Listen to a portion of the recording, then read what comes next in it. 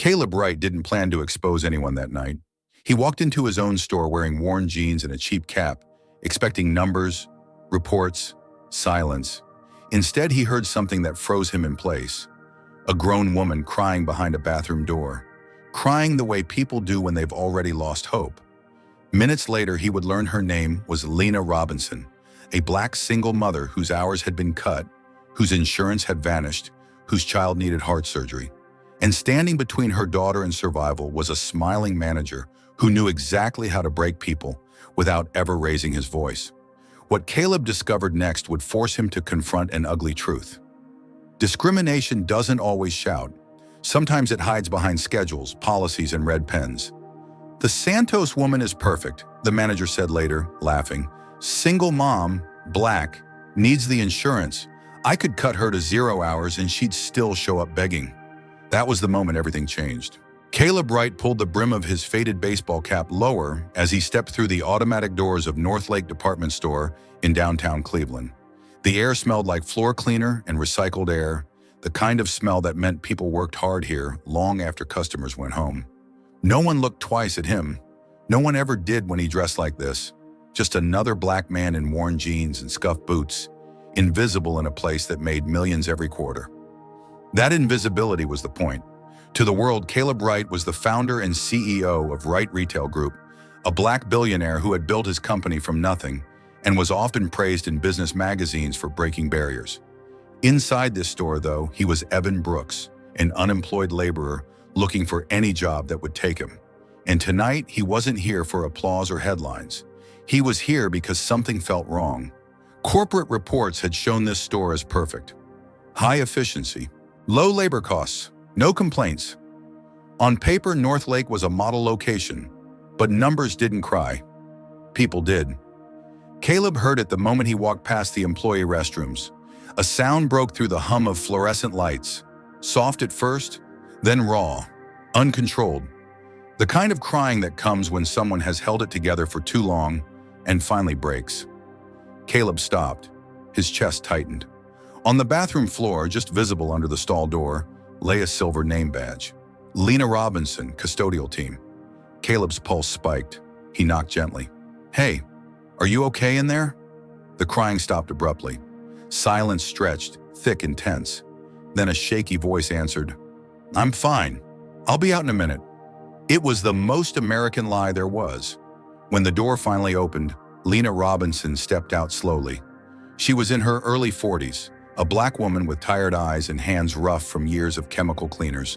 She bent down to grab her badge, but her fingers trembled so badly she almost dropped it again. "I'm sorry," she said quickly, avoiding his eyes. I need to get back to work." Caleb studied her, the deep circles under her eyes, the way her shoulders flinched when footsteps passed in the hallway. This wasn't someone having a bad day. This was someone being crushed.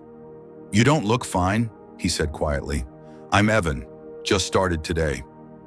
She hesitated, then let out a breath that sounded more like surrender than relief. "Everything's just falling apart." They stood under harsh fluorescent light while she spoke in fragments. Her daughter Naomi, 8 years old, a heart condition, surgery needed soon, insurance she was supposed to have but didn't, hours that changed every week, sometimes full-time, sometimes barely enough to survive.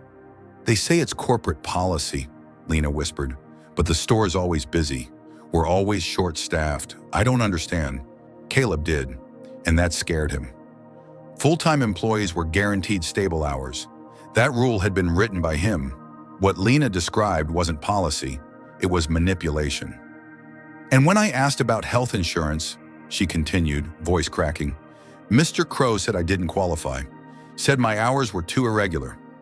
Tyler Crow, the store manager, clean file, strong reviews, rising star. Caleb felt anger coil in his gut. "There are others," Lena added, lowering her voice. "Daniel in electronics, Emily at the registers, same thing. Same threats. Threats. If we don't like it," she said, eyes glossy, "there are plenty of people who'd take our jobs." Caleb had heard that sentence before. He'd heard it growing up. He'd heard it when landlords, teachers, and bosses decided people who looked like him should be grateful for scraps. Lena pinned her badge back on like it was armor. "I need this job. My daughter. I can't lose the insurance again." Again. As she walked away, Caleb noticed the limp she tried to hide. Years on concrete floors without proper equipment. Another policy broken, another silence maintained. He stood alone, staring at the chaotic schedule board. Names crossed out, hours slashed, lives disrupted with the stroke of a pen. Somewhere between the boardroom and this hallway, his company had stopped seeing people and started seeing numbers. The next morning, Caleb watched Lena clock in at 6 a.m. She moved carefully, favoring one leg, but she showed up, like always. At 6:47, Tyler Crow emerged from his office. Mid-30s, perfect haircut, that confident walk of a man who knew exactly how much power he held. "Santos," he started, then corrected himself sharply. "Robinson." Lena stiffened. "This floor's still dirty," Tyler said loudly. Customers could hear. "What have you been doing for the past hour?" The floor gleamed. Caleb could see his own reflection in it. "I'll go over it again," Lena said calmly. "Maybe try actually working next time instead of feeling sorry for yourself." Tyler snapped. "Office, now." Caleb clenched his fists and forced himself to stay seated. If he stepped in now, the mask would fall too soon. Through the glass office wall, Caleb watched Tyler sit while Lena stood, watched her posture shrink as Tyler spoke. Daniel Park slid into the break room beside Caleb.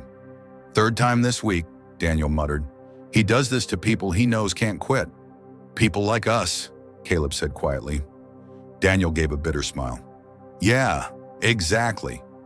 Through the glass, Tyler took out a red pen and began marking Lena's timesheet. Her face crumpled. "He's cutting her hours again," Daniel whispered. "Claims bathroom breaks.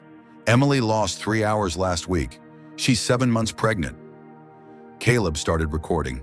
Tyler's voice carried through the thin walls. "If you can't handle the workload without getting emotional, maybe this isn't the right place for you." "Please," Lena said softly, "I just need consistent hours."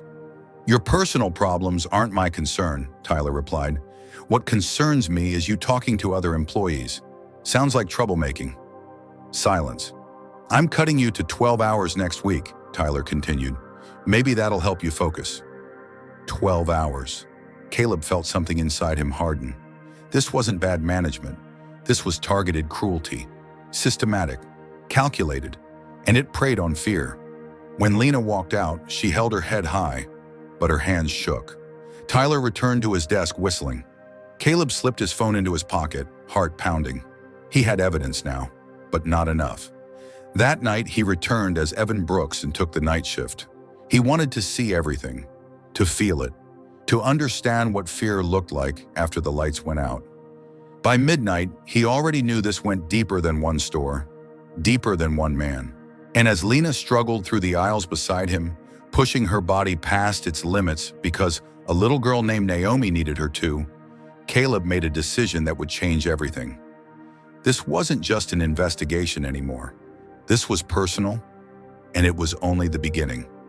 Before the story continues, let me ask you something. What you just read happens quietly in real workplaces every day, often where no one is watching. The store changed after midnight. During the day, North Lake looked harmless. Bright lights, soft music, smiling slogans about customer care. But once the doors locked and the last shopper left, the place felt different, colder, harsher. The fluorescent lights buzzed overhead like they were watching.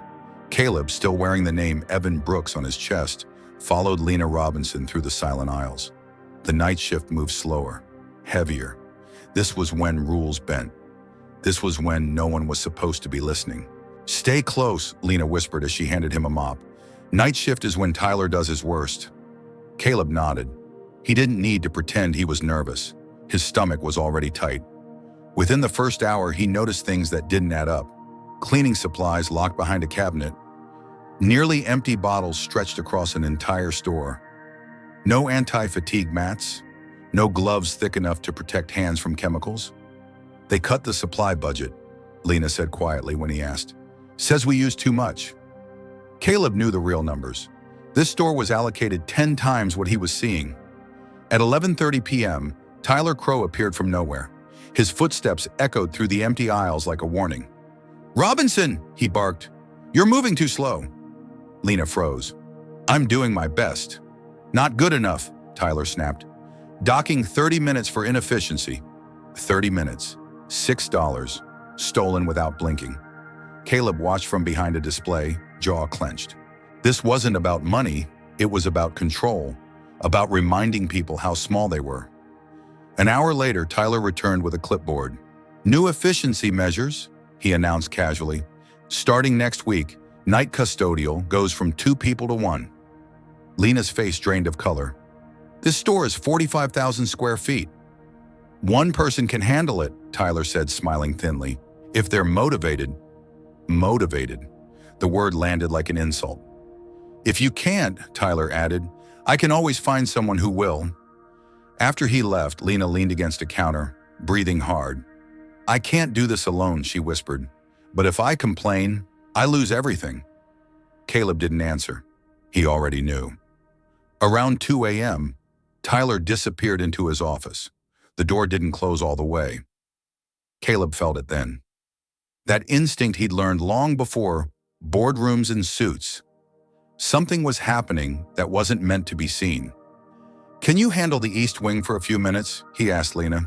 She hesitated. "If he catches you..." "I'll be careful." Caleb moved silently toward the office.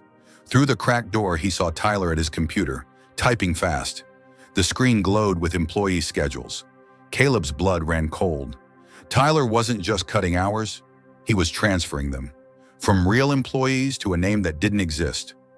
J. Crow Jr., a phantom worker. Every stolen hour flowed into that fake account. Every dollar redirected, straight theft. Caleb raised his phone and recorded everything. The screen, the clicks, the proof. Then Tyler opened another system, health insurance enrollment. Caleb watched as Tyler changed Lena's status from full-time eligible to part-time temporary with a few keystrokes. Just like that, Naomi's surgery disappeared. Caleb's hands shook. This wasn't neglect. This was deliberate harm. At 3 a.m., Tyler came back out. "Brooks," he called, "move all the pallets from the back room. By yourself." The boxes were stacked high. A 4-person job. "No problem," Caleb said through clenched teeth. As he lifted, dragged, pushed until his muscles burned, Caleb understood something deeper. Tyler enjoyed this. He enjoyed watching people struggle, watching fear do the work for him. By 4 a.m., Caleb had enough evidence to destroy Tyler's career. But then he heard the phone. 2 short rings, 1 long. Tyler answered in a hushed voice. Caleb slipped closer, heart pounding, and recorded. "Yeah," Tyler said softly. "Robinson's down to 12 hours. Park's at 15. The pregnant one? Inventory duty. She'll quit soon." He laughed. "No complaints. They're too scared. Corporate loves the numbers." Caleb's vision blurred with rage. "She's perfect," Tyler continued. "Single mom. Black. Needs the insurance. I could cut her to 0 and she'd still show up begging." Silence followed. Then Tyler added, "Who's gonna believe them anyway?" That was it. At dawn, Lena struggled through the last task. Chest tight, skin pale. Caleb watched her lift a trash bag that weighed less than her fear. At 6 a.m., Tyler strolled out, smiling. "Good work tonight. Robinson, be back at 2. Brooks, maybe I've got more hours for you." Caleb said nothing. He followed Lena to the parking lot, watching her limp to her car, knowing she'd be back in 8 hours. That morning, Caleb didn't sleep. He organized recordings, screenshots, logs. He made calls. By afternoon, everything was ready. At 2 p.m., Tyler gathered the staff for mandatory inventory training. 15 employees stood in a semicircle.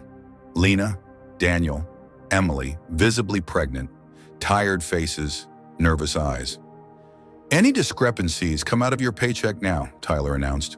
"Lost items, damaged goods, accountability." Illegal. He knew it. Caleb stepped forward. "Actually," he said calmly, "there's something unfair here, and it's not them." Tyler's eyes narrowed. "You got something to say, Brooks?" Caleb pulled out his phone and pressed play. Tyler's own voice filled the room, boasting, threatening, laughing. Gasps rippled through the group. Lena's hand flew to her mouth. "You recorded me illegally," Tyler shouted. "Ohio is one-party consent," Caleb replied evenly. "Perfectly legal." Tyler sneered. "You don't know who you're messing with." Caleb reached into his pocket and pulled out a gold badge. The silence was absolute. "My name isn't Evan Brooks," he said. "It's Caleb Wright, and I own this company." Tyler staggered back like he'd been punched. Security stepped in. Tyler was escorted out screaming. Caleb turned to the employees. "This ends now." But as relief washed over their faces, Caleb knew the hardest part was still ahead. Because fixing the damage would take more than firing one man, and the system that allowed this to happen was far bigger than Tyler Crow. When Tyler Crow was dragged out of Northlake Department Store, shouting threats that no one believed anymore, the store fell into a silence so heavy it felt unreal. 15 employees stood frozen, watching the man who had ruled their lives disappear through the sliding doors. For the first time in months, maybe years, no one was afraid of his voice. Caleb Wright stayed where he was. He didn't raise his voice. He didn't smile. He simply looked at the people in front of him and saw what the spreadsheets never showed. Exhaustion, fear, dignity, bruised but not broken. "I owe you all an apology," he said quietly. The words landed harder than any speech could have. Lena Robinson stared at him, eyes wide as if she still expected this to be a trick. People like her had learned not to trust sudden kindness, especially from men in power. "I built this company on the promise that no one would be treated as disposable," Caleb continued. "Somewhere along the way, I let numbers matter more than people. That failure is mine." No one spoke. Then Daniel Park cleared his throat. "So, what happens to us now?" The question carried years of fear, retaliation, blacklists, punishment for speaking up. Caleb felt it like a weight on his chest. No one here is losing their job for telling the truth. What happens now is we fix everything that was broken. Within minutes, the store filled with people who didn't wear retail uniforms. Lawyers, HR specialists, auditors. The kind of people employees usually only saw when something terrible was about to happen. But this time, they came with laptops and calm voices, pulling records instead of excuses. Caleb stood beside Lena as Hannah Lowell, the head of HR, reviewed her file. "You've worked full-time hours for 34 months, Hannah said. "Your benefits should have started almost 3 years ago." Lena's knees buckled. Caleb caught her before she fell. "Oh shit. My daughter," Lena whispered. "Naomi's surgery, fully covered," Hannah said without hesitation. "Effective immediately. Pre-authorization goes through today." Lena didn't cry this time. She covered her mouth, shaking, as if her body didn't know how to react to hope anymore. "And you're owed $14,800 in stolen wages," Hannah added. "That check will be issued within 48 hours. Around the room, similar conversations unfolded. Emily Watkins was placed on paid maternity leave with full benefits. Daniel Park was offered a management training program. People who had spent years surviving suddenly found themselves seen, but Caleb wasn't finished. "There's something else," he said, turning back to Lena.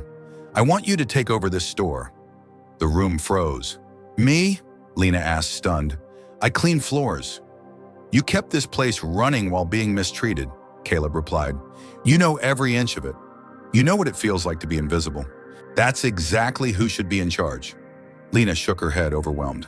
"I don't have experience." "I'll make sure you get it," Caleb said. "Training, support, a salary that lets you live, not just survive." The silence broke into quiet gasps. For the first time, Lena stood taller, not because someone told her to, but because she was finally allowed to. 3 weeks later, Caleb returned to Northlake. The change hit him the moment he walked in. Laughter floated from the break room. Not nervous laughter, real laughter. Schedules were posted weeks in advance. Supplies were stocked. People moved with confidence instead of fear. Lena met him in the office, now wearing a blazer instead of a custodial uniform. The nameplate on her desk read, "Lena Robinson, store manager." She looked nervous, but proud. "Naomi had her surgery last week," she said, smiling through tears. "The doctors say her heart is strong. She keeps asking when she can run again." Caleb felt his throat tighten. "I'd like to meet her someday." "She wants to meet you," Lena said softly. "She calls you the man who listened." They walked the store together. Daniel trained new hires. Emily, glowing and unafraid, handled customer service. The bulletin board that once displayed chaos now showed employee photos from a weekend picnic. Later that month, Caleb stood on a stage at a national retail conference. Cameras flashed, executives leaned forward. "I want to tell you about a woman who cried in a bathroom because she thought no one would ever hear her," he began. "Her name is Lena Robinson, and she saved my company." He didn't hide the truth. He talked about wage theft, about discrimination that didn't shout slurs but hid behind policies, about how black workers were often targeted because the system assumed they would endure. "Leadership isn't proven by profit margins," Caleb said. "It's proven by how we treat the people who have the least power to fight back." The applause was long. But the real victory wasn't on that stage. It was in Cleveland, in a little girl with a healed heart, in a store where fear no longer ruled, in a black woman who had been told her whole life to be grateful for scraps, now leading with dignity. Caleb drove past North Lake one evening and watched employees lock up, laughing together. He didn't go in. He didn't need to. The system hadn't changed because one man was fired. It changed because someone finally listened, and because people like Lena refused to disappear. Before we end, let me ask you something from the heart. How did this story make you feel? Did it make you angry, hopeful, or both? Do you believe stories like Lena's are still happening quietly in workplaces today? If you like this story and believe more people need to hear it, comment 111 below. Tell us, what country are you watching from? And please share this video because someone out there might be crying in silence, still waiting to be heard.